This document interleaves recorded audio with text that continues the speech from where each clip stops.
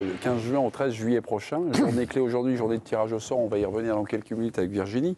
Dans la presse, il y a eu beaucoup d'articles publiés pour un peu expliquer, faire le point sur cette nouvelle compétition, une compétition le plus souvent décriée, même ici même, alto cadence infernale, c'est plus du sport, c'est finalement des intérêts économiques et de l'argent. Bah justement, à propos d'intérêts économiques, la parole est donnée à la partie, à la défense, pour continuer dans cette image. Nasser Al-Khelaifi qui est favorable à cette Coupe du Monde des clubs. En tant que club, nous dépensons beaucoup d'argent pour les joueurs et nous devons trouver des sources, des ressources pour couvrir leurs salaires, d'autant plus que les joueurs réclament des salaires plus élevés. Ce qui est fou. L'intérêt du mondial des clubs, c'est pour financer les salaires des joueurs. Est-ce un argument habile, audible ou inaudible? À cette question, deux avocats s'opposent sur ce plateau. Jingle. Philippe, vous me dites non, c'est inaudible. Ça, moi, je ne peux pas l'entendre et tout ça. Régis a peut-être une meilleure oui que vous. Il y a quelque chose qui est peut-être habile, qui est audible en tout cas, qui est entendable. Régis, vous avez la main. Ben, la question c'est, est-ce un argument audible? L'argumentaire, il se défend, il s'explique, il dit on a besoin de sous, pas seulement pour payer les joueurs, pour financer son budget, pour tenir son budget, pour passer devant le contrôle, enfin, le fair play financier, etc., etc. Donc l'argument de Nasser El-Khelaifi qui dit on a besoin de cet argent pour nous financer, pour financer le club, tu ne peux pas aller contre cet argument. Tu peux dénoncer le mondial des clubs, tu peux dénoncer le trop plein de matchs, etc. Mais cet argument, il est audible. C'est pas parce que je dis qu'il est audible que j'y souscris.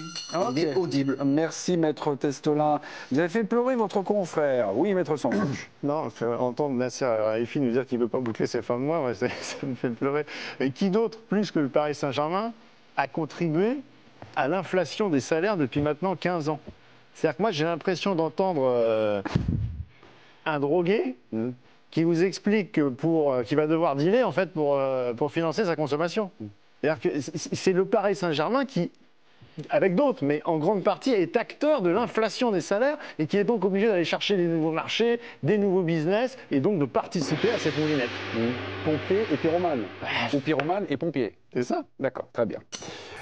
Philippe Sanfourche, Régis Testolin, qui a juste écouté les arguments, qui a toujours un peu de hauteur de vue, notre Régis. Mais voilà, j'ai l'impression. Je sais que Karine va voter pour moi, donc je ne suis pas du tout inquiet. Ah, bah écoutez, alors présidente.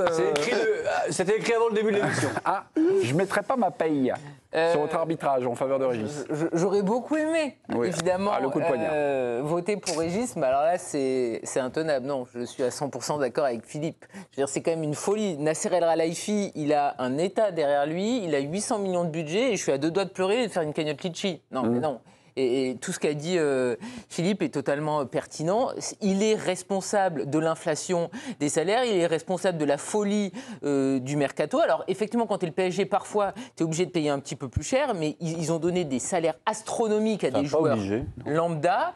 Ils ont acheté des joueurs, des sommes folles, parce qu'ils les voulaient absolument pour avoir l'image qu'ils souhaitent donner au Paris Saint-Germain. Et s'ils font tout à l'envers, et aujourd'hui, ils se retrouvent soi-disant en difficulté, ce qui est une foutaise, c'est uniquement de leur faute. Si le président de Brest vient et nous dit ça, je veux bien l'entendre, mais Nasser El-Khelaifi, c'est inaudible. Et vu qu'il est évidemment d'accord avec ce mondial des clubs, il sort des arguments qui sont totalement fallacieux. Ok, donc point tranquille pour Philippe Sanfourche. Au moment non, mais le fair play financier, ça existe. Il faut trouver des ressources légales, entre guillemets, autres que les sponsors qataris ou l'Office du tourisme du Qatar. Enfin, non, mais il y a un moment, tu es obligé d'aller chercher des recettes quelque part. Quelles sont les vraies sanctions pour les clubs européens du Mais c'est pas la question. C'est qu'il y a un fair play financier, il doit aller chercher des ronds, il va le chercher dans le mondial des clubs, c'est tout. C'est cet argument qui l'explique. Tu peux pas dire qu'il est inaudible. Juste, je reviens parce qu'au moment des cadences infernales, la sortie de Rodri, on était au mois de septembre, c'était le début de la Ligue des Champions. On reparle aujourd'hui. Ouais, il y avait tout un débat également sur les joueurs en conférence de presse. Et moi, je suis rentré un peu dans le sillon de Nasser Al-Khelaifi en disant bon, bah écoutez, les joueurs demandent toujours plus d'argent, tout ça. T'es pas obligé de leur donner. Attendez. Il est obligé de rien. Maintenant, la partie des joueurs par rapport à ça, qui réclament des salaires, on leur donne, ça c'est évidemment la responsabilité de Nasser Al-Khelaifi. Est-ce que vraiment les joueurs seraient prêts à être moins payés pour moins jouer? Est-ce que les joueurs seraient prêts à rogner sur leur salaire? C'est une autre question, mais la question, elle est un peu en parallèle par rapport à ce que nous Nasser Al-Khelaifi. La question au président de l'UNFP, David Terrier, qui est le président des joueurs de foot.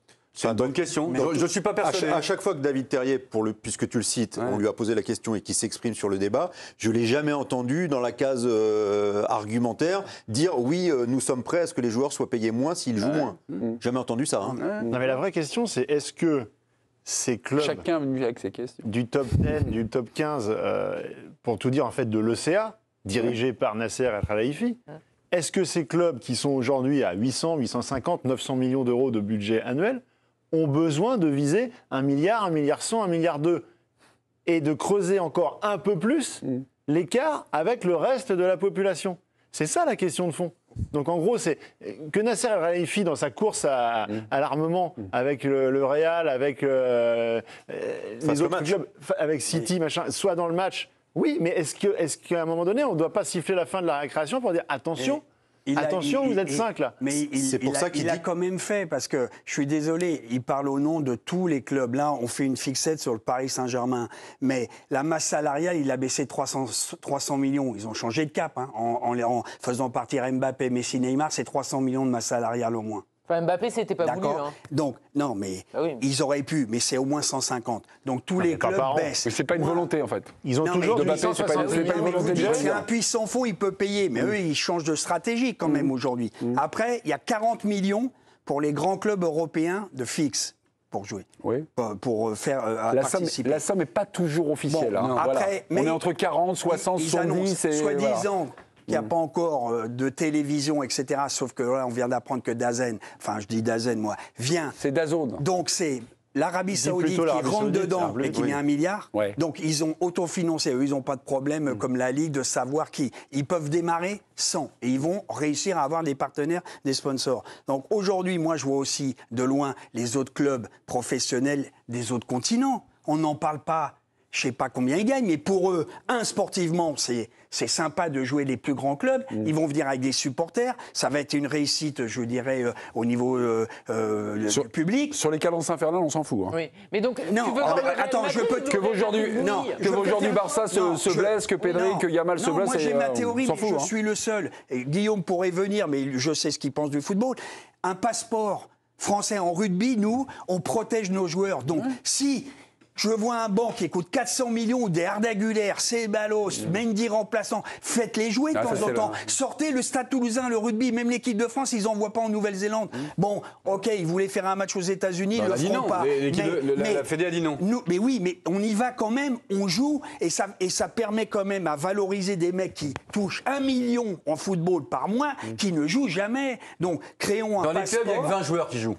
Et bon, et vous 18. Et comment on peut avoir, même à Chelsea, 79 joueurs, 39 joueurs, 50 joueurs, un banc qui joue jamais.